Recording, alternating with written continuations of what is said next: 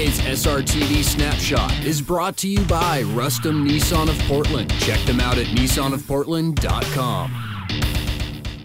Well, under the microscope in the Speed Racing Television outdoor studio is the brand new Land Rover LR2 HSE. Now, Land Rover, the brand, has always been associated with luxurious rides, but you know what?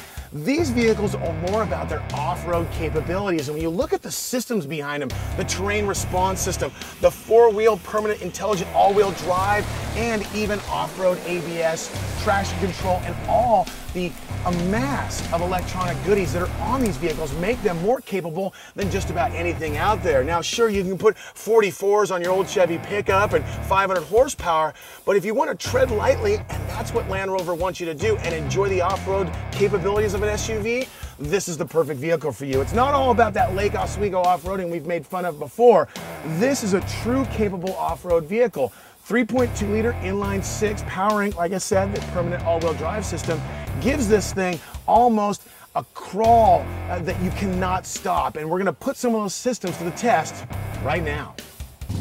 We want to look at the way the suspension articulates. You can see that way here, and this one, heck, it's completely off the ground. And it's amazing the stability that these Land Rovers have. Long travel coil springs all the way around. And of course, that permanent intelligent all-wheel drive really does do the job for you of worrying about where to put the power, because it always puts it at the right wheel. And it's just a street-tired vehicle. I mean, you're not going to go do this in a car-based sport utility. You'll never, ever get through this kind of terrain. You feel the traction control system work, feed power to different wheels. It's just flat out awesome. I mean, Land Rover knows how to make a four-wheel drive vehicle that works. Now, the beauty of the Land Rover is that the company itself wants you to use it, but they want you to do it responsibly. They want to let you go off-road, and they give you this great little booklet that even gives you step-by-step preparation on how to use something like, well, the hill descent control. Now, what we're going to do is click it over the mud and rut right there, and then we're going to hit the button. We'll see it ignite right up here to hit the hill descent control. That's off, or there it is. I think we're ready to go. Just stick it in drive and let the car do its thing, and you can feel it brake. I can feel the ABS start to slow the vehicle down and keep it so we're not rumbling down the hill, because it's not always about speed when you're going off-road, it's about control. And that's what Land Rover gives you, is a perfect piece of machinery to control the road. Now, it's not just about going downhill, you can also go uphill. We're not going to change the terrain response system, we're just going to pretty much just ease on the gas here, and it's the great attack and departure angles on this thing that make it so you don't have to worry about what's in front of you, and you can just feel this thing. I mean, it's unstoppable.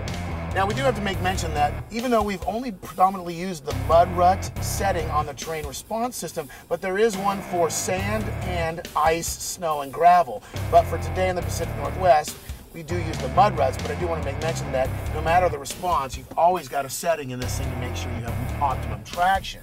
Now let's go play in the mud just a little. There's nothing that's going to stop this thing. Certainly not some little rut in the mud. Well, we've obviously shown you the strengths of the Land Rover LR2. It's an off-road machine, and it certainly has a luxury ride to go along with it. But the little LR2 isn't without a couple of hiccups. I don't really like the buttons and the switch work on the inside, and that's something that I would have to live with. But if you're talking about spending 35 grand, which is approximately the starting price, and 40 grand for as tested right here at SRTV, you gotta look at it as a real true bargain for off-road capability. I gotta say this in closing though, if you're gonna buy a Land Rover, use it like a Land Rover. Take it off-road. Tread lightly as Land Rover wants you to, but I'll tell you what, these little things are just about unstoppable. And in my book, one of the best sport utilities ever to grace the planet.